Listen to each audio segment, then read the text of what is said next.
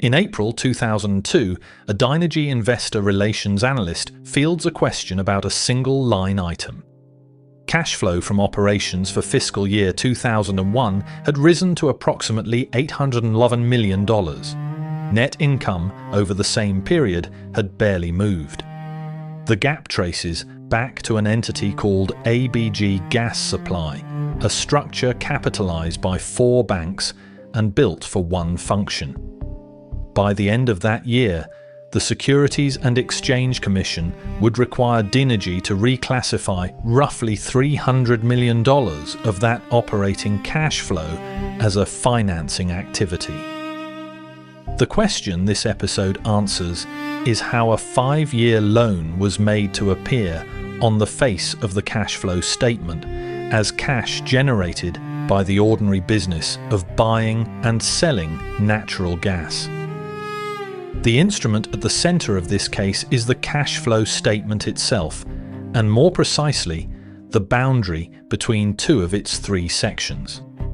A public company reports cash movement in 3 categories: operating activities, investing activities, financing activities. Operating cash flow is the cash a company generates from running its actual business, selling its product, collecting from customers, paying suppliers. Financing cash flow is the cash a company raises by borrowing or by issuing stock, and the cash it uses to repay debt or pay dividends. These are not arbitrary buckets. They answer different questions for different readers. The operating cash flow figure answers the question that mattered most to an energy trading company in 2001. Does this business actually produce cash, or does it only produce accounting earnings? In the years after the conditions that would later sink Enron began to surface, analysts covering the energy merchant sector fixed their attention on this exact number. Earnings could be shaped by mark-to-market accounting on long-dated contracts. Cash was supposed to be harder to manufacture. A trading firm that reported strong earnings but weak operating cash flow was suspect. The market read the gap between the 2 as a measure of earnings quality. This is the structural pressure that explains Project Alpha. Dynegy's earnings in 2001 were heavily dependent on mark-to-market gains. Mark-to-market accounting allows a company to recognize today the projected value of a contract that will deliver cash over many years. The earnings appear immediately. The cash does not. The result is a structural divergence. Reported net income runs ahead of operating cash flow, sometimes by a wide margin. For a company under analyst scrutiny over precisely that divergence, the operating cash flow line was the number that needed to look better. There are 2 legitimate ways to close that gap. The first is to wait. As the long-dated contracts settle and deliver cash, operating cash flow catches up to the earnings already booked. The second is to raise cash through financing. Borrow money. But borrowed money belongs in the financing section of the cash flow statement, where it does nothing to address the analyst concern. A loan does not demonstrate that the business produces cash. It demonstrates that the business can borrow. So consider the structural problem precisely. Dynegy needed cash to appear in the operating section. It had access to cash through borrowing, which lands in the financing section.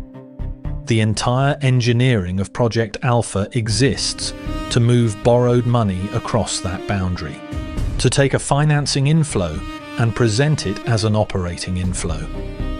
The mechanism by which this was attempted is the round-trip gas trade, routed through an off-balance sheet special purpose entity.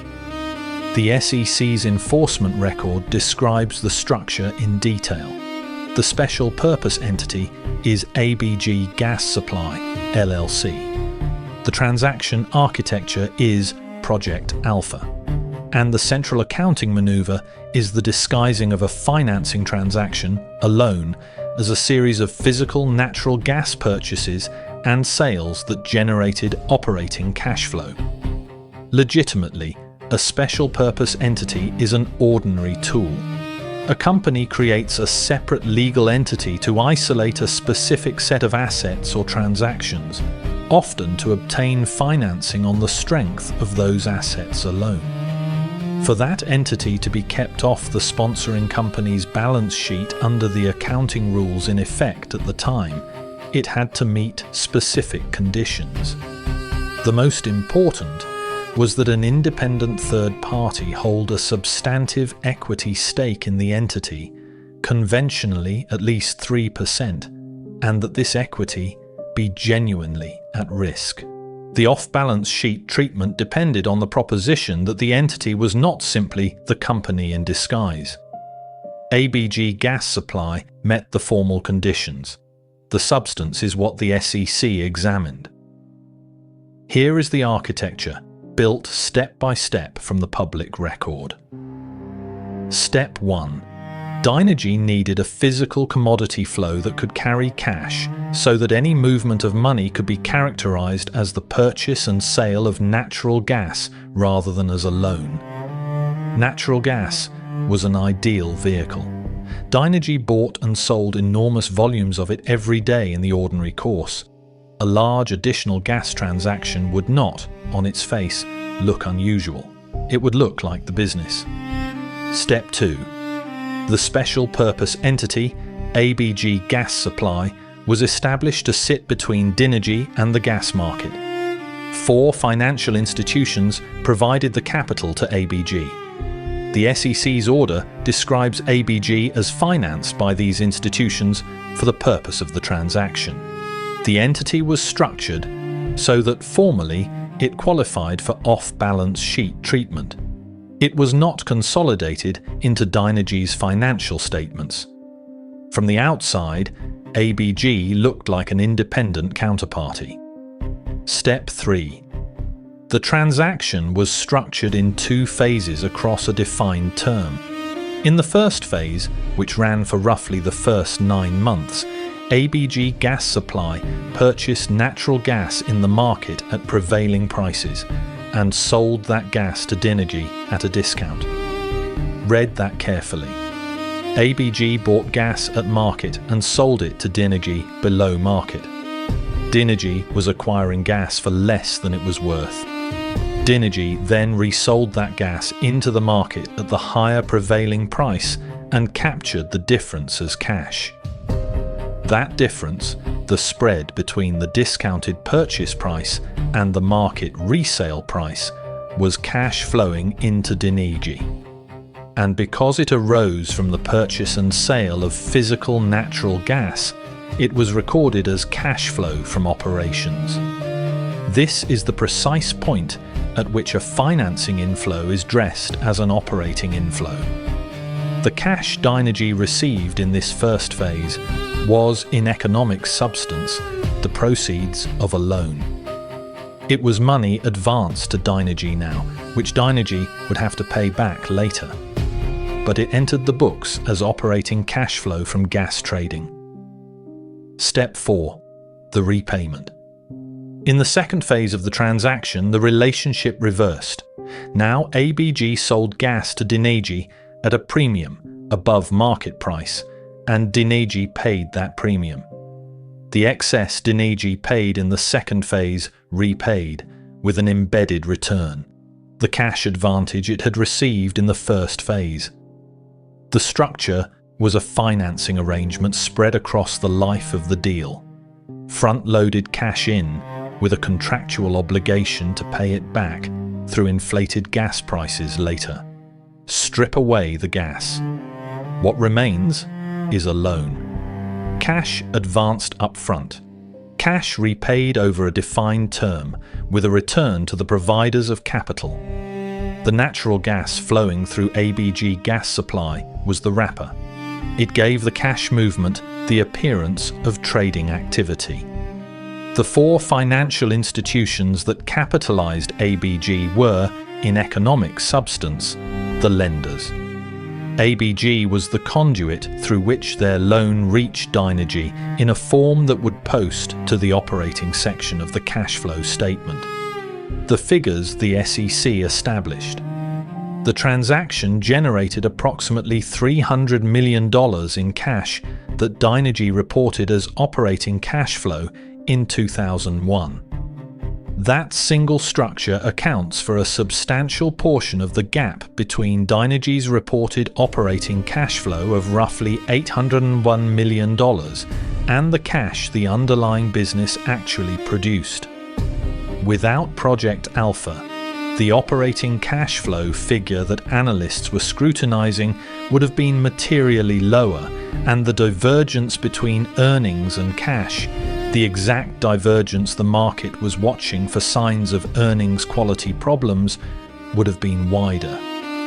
There is a second layer to the architecture, and the SEC's order addresses it directly: the tax treatment. Project Alpha was also structured to generate a tax benefit, and the financial statement presentation of that benefit raised its own accounting problem. The structure was designed so that the transaction would be treated one way for financial reporting and another way for tax. The SEC found that Dynegy improperly recognized the benefit, but the core of the case, the part that matters for understanding the mechanism, is the cash flow classification. A loan was made to look like operating cash flow, and the off-balance sheet entity was the device that made the disguise possible. Now consider what had to be true for this to work, because it tells you where the verification chain would have to fail.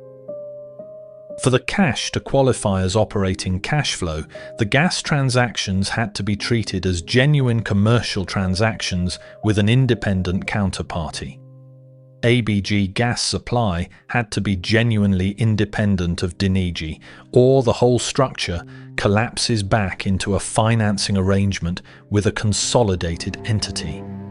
And the round-trip nature of the deal, the fact that the front-loaded cash carried a contractual obligation to repay through later inflated prices, had to remain obscured. Anyone who saw both phases of the transaction as a single integrated financing would see the loan immediately. The architecture depended on the two phases being viewed separately, and on ABG being viewed as a real counterparty rather than a conduit. This brings us to the detection failure. Why did this structure survive review, and for how long? Begin with the audit. Project Alpha was not hidden from Dynegy's auditors. The structure was complex, but it was disclosed to and reviewed by the company's external accountants. This is the recurring feature of the major accounting cases of this period. The structures were generally not concealed from the auditors. They were presented to the auditors, who were asked to bless a particular accounting treatment for a particular structure. The failure was not that the gatekeeper never saw the transaction. The failure was at the level of judgment about substance over form. The off-balance sheet rules of the period created the opening. The 3% outside equity threshold was a bright line. A bright line is easy to administer and easy to engineer around. If an entity needed 3% of genuinely at-risk independent equity to stay off the balance sheet, then the structuring exercise became arrange for exactly that in form, and the entity stays off the books regardless of who really bears the risk. The rule invited a formal answer to what should have been a substantive question. The substantive question was whether ABG Gas Supply was an independent business or a financing conduit for Dynegy. The formal question was whether the paperwork showed 3% outside equity. When a rule is a bright line, the verification chain tends to test the line and not the substance. A reviewer can confirm that the 3% box is checked without forming a judgment about whether the entity has any independent economic purpose. ABG Gas Supply had one purpose. It existed to route the round-trip gas trade. It had no independent business, but its formal capitalization satisfied the threshold, and the threshold was what the structure was engineered to satisfy. Consider next the analysts, the gatekeepers in the market rather than in the audit.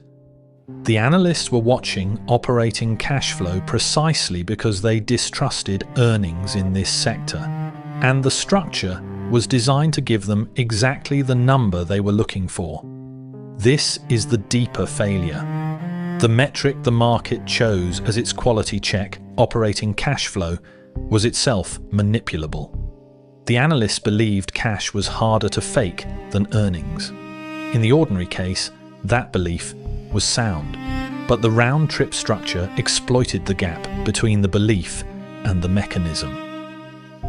By moving borrowed cash across the operating boundary, Project Alpha produced a strong operating cash flow figure that appeared to validate the earnings.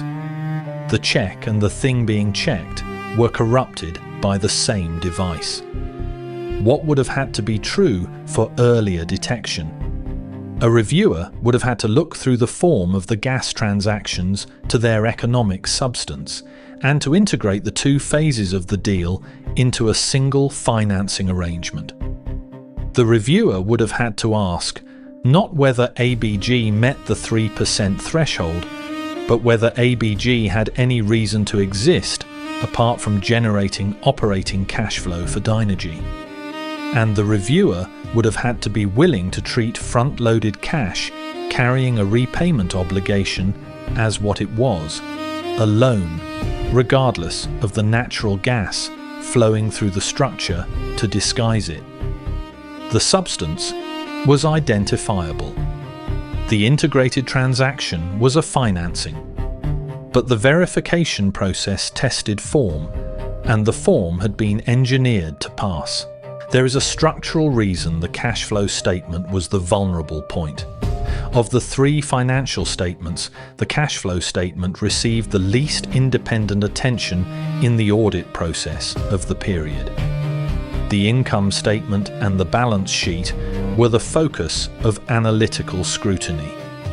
The cash flow statement was, in significant part, a reconciliation derived from the other two.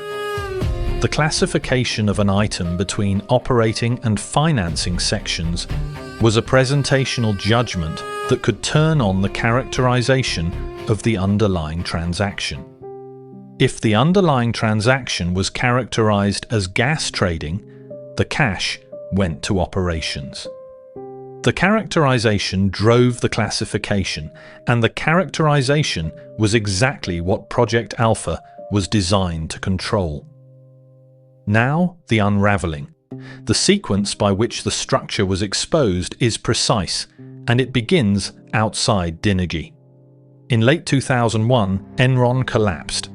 The collapse turned analyst and regulator attention to the entire energy merchant sector, and specifically to off-balance sheet special purpose entities and to the relationship between reported earnings and reported cash flow. The very techniques that had attracted scrutiny at Enron were the techniques the market now hunted for across every comparable company. Dynegy was a direct comparable. It was an energy trading firm of similar profile, and it had at one point in 2001 been in merger discussions with Enron itself. In April 2002, the operating cash flow figure drew the question the cold open describes. Operating cash flow of approximately $801 million against net income that had barely moved. The gap was the signal. Analysts and the press began asking how an energy trading company had generated that much operating cash. The answer led to Project Alpha and to ABG Gas Supply. The SEC opened an investigation. As the structure of Project Alpha became public, the question became whether the $300 million routed through ABG was properly classified as operating cash flow. The economic substance, once the two phases of the transaction were viewed together, was a financing. The SEC's position was that the cash should have been reported as a financing activity, not as cash from operations. Dynegy restated. The company reclassified the approximately $300 million of cash flow from operating activities to financing activities. This is the mechanical heart of the unraveling. The restatement did not change the total amount of cash. It moved the cash from one section of the cash flow statement to another. And that move told the whole story. If $300 million of reported operating cash flow could be moved to financing without changing the total cash position, then that $300 million had never been operating cash flow in substance. It had always been a financing inflow. The restatement was the public acknowledgement that the wrapper had been removed and the loan revealed underneath. The SEC's enforcement action followed. The Commission found that Dynegy had materially misrepresented its operating cash flow through Project Alpha and that the company had improperly accounted for the related tax position. In September 2002, the SEC settled with Dynegy. Under the settlement, Dynegy consented, without admitting or denying the Commission's findings, to a cease and desist order and agreed to pay a civil penalty of approximately $3 million. The settlement established on the public record that the round-trip gas trade through ABG Gas Supply had been used to disguise a financing as operating cash flow. The market consequences ran ahead of the formal enforcement. As the Project Alpha structure came to light and questions accumulated about the quality of Dynegy's reported cash flow, confidence in the company eroded. Its access to the short-term credit on which energy trading firms depend tightened. Its credit ratings came under pressure. The same dynamic that had taken down comparable firms, a loss of counterparty and lender confidence following revelations about accounting, operated on Dynegy. The company survived as a corporate entity, but the merchant trading business that Project Alpha had been built to flatter contracted sharply in the period that followed. The individuals. The SEC's enforcement actions in connection with Project Alpha named executives associated with the structure.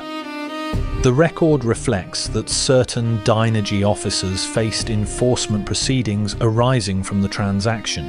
For the purpose of this analysis, the finding that matters is the institutional one established by the consent order. The round-trip gas trade was used to present a financing as operating cash flow, and that presentation was materially misleading. What this case establishes about the mechanism. First, it establishes that the cash flow statement is not the inviolable check on earnings quality that the market of that period assumed it to be.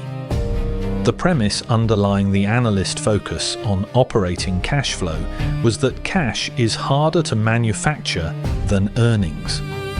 Project Alpha demonstrated that the classification of cash, the question of which section it lands in, is itself a judgment that can be engineered. The total cash a company holds is a fact. The label attached to a flow of cash is a characterization, and characterizations can be controlled by structuring the underlying transaction. A round-trip trade that advances cash now and recovers it later, wrapped in a physical commodity, moves a financing inflow into the operating section. The cash was real. The label was false. Second, it establishes the weakness of the bright line off-balance sheet rule. The 3% equity threshold could be satisfied in form, while the entity it governed served no purpose except to route a transaction for its sponsor. ABG Gas Supply met the formal test and failed the substantive one. In the period after these cases, the accounting standards governing special purpose entities were substantially revised. The relevant guidance moved away from the simple equity percentage test toward a consolidation analysis based on which party bears the entity's economic risks and receives its rewards. The variable interest entity framework that emerged from this period was a direct response to structures like ABG Gas Supply, structures that satisfied a formal threshold while concentrating the real economic exposure in the sponsoring company. Third, it establishes the principle that a verification metric becomes a target. The moment operating cash flow became the number the market trusted, it became the number worth manufacturing. The structure was not built to defeat a check the market had ignored. It was built to satisfy falsely the exact check the market had chosen to rely on. The integrity of a financial metric as a signal depends on its not being the thing under scrutiny. Once operating cash flow became the focus, the incentive to engineer it followed directly. The findings of this case are narrow and precise. A 5-year financing arrangement advanced by 4 financial institutions through a special purpose entity was routed through round-trip natural gas transactions so that the front-loaded cash would post to the operating section of Dynegy's cash flow statement. Approximately $300 million was reported as operating cash flow that was, in substance, the proceeds of a loan. The restatement moved that cash to financing, where it belonged. The total never changed. Only the label did. And the label was the entire purpose of the structure.